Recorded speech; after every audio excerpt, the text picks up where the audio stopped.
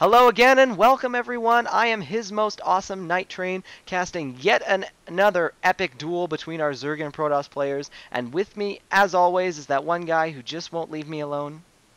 The Robo so nice they named him twice. DoubleRobo here, casting on Testbug, ICC Testbug. In the top right, we have the purple Zerg player, SHODAN. And here in the bottom on this three-player map, we have the blue Protoss, Elfi. Awesome, awesome. I'm actually really excited. I think that 4-gate may not have necessarily been planned in that last game. I mean, it was definitely a kind of macro map, so it may be my opponent may be expecting a macro game, so I'm going to 4-gate him, but it did seem kind of like I see a vulnerable weak point, I'm going to 4-gate. So it'll be very, very interesting to see kind of what we do from here. Yeah, I mean, every toss works on perfecting their 4-gate. I think that's something Absolutely, that good point. really anyone spends a lot of time doing. So, we saw Shodan go for that early gas steal, which is actually pretty normal for a Zerg to do, like while they're scouting around. If they're getting hit by the Stalker, they'll go take the gas and get an extra, 10 seconds of scouting time to see if they burn if they burn a chrono boost or something. That's actually pretty normal. But to let the gas completely finish was really bizarre for Shodan to do in that last game. So, there were really two choices, and I kind of, once I saw that gas get stolen, I kind of expected Elfi to put down a forge and just kind of block off that ramp there and take an early expansion, because obviously that's the other thing you can do with a lot of minerals. Right. But it was really interesting to see him just go, well, you're going to do this, then see how you like this, and go into that 4-gate. And it worked really effectively. If you remember, probably 3 or 4 patches ago, 4-gate was becoming a standard against Zerg because they just weren't able to hold it early on. Things have changed since then that have made it a little easier, but it doesn't mean that it's a bad build by any means. Sure, sure. Jumping into now this game now, we do see gas and spawning pool. We do have a probe here for Elfi, wondering kind of patiently where that expansion is going to be. He's going to run in here, see the spawning pool, see the gas. It will be, again, interesting, kind of the tell-all sign as the observer is to know, well, does the Zerg keep mining gas? And he does not, gets that speed right away. I would expect an expansion here pretty soon, but 2 Zergling speed and a queen coming out. So be very interesting to see where that's going. On the flip side, pretty standard. We're seeing from Elfi 2 gas coming down at this point. I do not believe Shodan has actually... Oh, Shodan has in fact seen those 2 gas. He does have a drone running around, so it'll be interesting where to see this goes from here. Yeah, Shodan really just kind of preparing for exactly what Elfi did there, which is the pylon block. He's basically just saying, I'm not going to take any chances. If you'll remember last game, he was a little bit behind because he pulled down a ton of drones to try and block that probe from getting any scouting for no real reason. 6 lings now coming out from Shodan, so he's going to do that same opening that he did before. Although on this map, remember that a lot of the towers, the 3 towers that are closer to the base, are all blocked by rocks. So sometimes Zerg players will get out those early lings to either try and break down those rocks and take an early tower, or what he's doing right here, just going to poke at the front, see that Elfi is in fact getting warp gate. Nothing really bizarre going on. He obviously doesn't want to lose any of those lings to the Zealot, but he might start hitting this gateway a little bit before he knows that the Stalker's there. Yeah, Stalker's coming up, so he's going to know that, and the expansion finally going down. So back to... Oh, he gets in! And he is going to see the very, very quick Twilight Council. Those are the luckiest Zerglings in the world for Shodan. Yeah, that was actually really huge.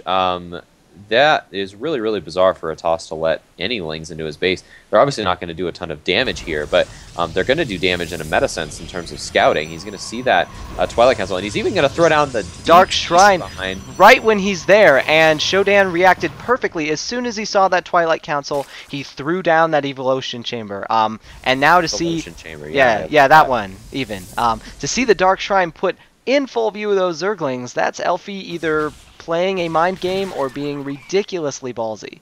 Yeah, he might cancel that and go for 3-gate blink Stalkers here. It just seems so weird to me, especially against a Zerg where they have to get a specialized building to get a unit that can see DTs. And he does cancel it. Yeah, very good call. Yeah, he's going to cancel and go for the 3-gate blink here. So 4-gate blink, actually. So I think this is the right choice. He's going to go all in, but he's not going to go all in the way that Shodan is expecting. He's building a Spore Crawler, as we can see at his expansion. None in his main base yet, but already that Dark Shrine is paying off for Elfi here. Right, right. I mean, yeah, he lost a little bit, and you know, Shodan kind of reacts accordingly. He's like, well, that seemed a little fishy to me that you would throw that down right when I was in there. So look, he puts up the one Spore Crawler. He's going to follow it up with a Spine Crawler, so no DTs are going to sneak in here. But other than that, you know, he's not throwing up any Overlords kind of in these far areas of his base to check for Warpins and things like that. So I think he's kind of going, well, if there are DTs, there's a good chance I'll catch him. His lair is about a third of the way done anyway, but if there's no DTs, then he's not going to have kind of overcommitted to that and find out he was wrong. Yeah, exactly. I think that's a really good point, and I think you're right in that Shodan was kind of fishing that out. He's now got 2 Spine Crawlers coming up, so I actually think he may be thinking the same way I did when he saw that Dark Shrine go down. He's thinking, that's a little fishy, right. And he's probably going to go for some attack here. I don't think he's going to be expecting the 4-gate with Blink, though. That's actually a really ballsy build here from Elfi. He's got these lings out on the map, so he knows that this is coming to some extent. But again, I don't know if he knows the level that it's coming at. And another Spine Crawler going down. Zergling's going to get the surround here. Yeah, getting this round on those Stalkers. Blink is not done yet, so he wasn't able to blink out of it. There are quite a few Stalkers here on the board, and Blink is now revealed. Blink was recharging. Blink is done now, but it was recharging when he popped in there. I think he blinked forward to get his Stalkers there faster, and wasn't expecting all those links. So he's going to stop this one Spine Crawler and be able to kite these lings, and this is one of my favorite things to do, this Blink Micro against Zerglings. Right. It's just hilarious. Right. Huck would be proud, absolutely. And he does have a lot of Zerglings come in here. However, Blink makes it just so hard to kill these. Exactly. You blink back the weak ones, it's near impossible to get a surround. I mean, look at that. He can kite these Zerglings more or less all day. I don't see any other tech structures coming down for Shodan. He knows he's got to make this work with Zerglings, Spine Crawlers, and Queens. Stalkers focusing down the Spine Crawler. They do, in fact, get it. The Blink is on cooldown. This is kind of Shodan's chance to make something happen. I just don't think he has enough Zerglings. Yeah, Elfi did not have enough Zealots really with this to really fight off those lings. I think he was expecting some sort of other tech, probably Mutas, as seeing as how many Stalkers he's getting. But of course he wants to use that Blink for, you know, as much as he can. All the drones being coming pulled. down. Here come the drones. Yeah, this is definitely Shodan knows this is the moment. He's got to make it work. Those lings running around behind for the surround, but you saw he went way too far behind the Stalkers. They actually killed all of them. Some Zealots coming in now. Oh, doing so much damage here, and really, it doesn't even matter. Elfi doesn't have to kill with this. He really just has to do enough economic damage. Damage is definitely done. Every drone that he kills is a unit that Shodan's not going to have. And there it is. is, to remake them, and there's the GG.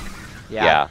Whew, that was tricky. I mean, those Blink Stalkers, I mean, I don't know quite what Shodan could have done to save himself from that. I mean, getting roaches is kind of the way to go for that, but those Zerglings just couldn't simply do anything. You know, they would get a couple kills, they would get almost the surround, and then the wounded ones would blink back, or the, you know, not wounded ones would blink back, and he just simply couldn't get a surround. And I think at a point, you know, Shodan realized, I mean, he's just done too much damage to me. I mean, that was even before all the drones got killed. I mean, that was just Zergling after Zergling after Zergling falling to those Stalkers. And the other thing, Elfi came in at a great timing. If you look in the top right, you'll see that Shodan had 25 minerals and 620 gas at the end of this game. So, you know, I think Shodan was expecting to throw down a Spire as soon as his hive finished, or excuse me, his lair finished. And Elfi was expecting the same thing. I think so. That's why he kept warping in so many Stalkers. But he hit right at the right timing, so Shodan had to put down that extra Spine Crawler. That's another 150 minerals. He had to make all of those Zerglings, which were all mineral-based. He had no gas. And he took his drones off of gas pretty late there. So I think he was expecting a timing attack. I don't think he was expecting the 4-gate, and I think that that's what really threw him off there at the end. Right, and I mean, really, the nail in the coffin, as far as I'm concerned, was that pylon going down right at the edge of the creep. I mean, you know, if he had managed to stop the pylon, kill the probe, that would have been a much longer distance that the, you know, Protoss would have had to reinforce. And it may have been, you know, the Protoss may have decided, well, this is just not going to work, and backed off, you know, buying Shodan some time. But he got that pylon right there at the edge of the creep, and he was able to warp Zealots literally into the middle of the Zerglings there, and it was just over at that point. But good game by both players. Yeah, that was a really interesting game, and really cool rushes here coming down from Elfi. I don't think he wanted to do that in that game. I think he was really probably going to go for a DT expand, but as soon as those lings got in, just a split-second decision for Elfi to be like, all right, well, this is what I'm doing, go for it. Right, and really just the right decision. I love to see that kind of snap decision making from a player, because you can have good micro and you can have good macro, but when it comes down to it at these highest levels, it's really decision making that differentiates you know, a Masters player from a Grandmasters. And I think that Elfi just showing his great skill in making that early decision, making those great decisions early on.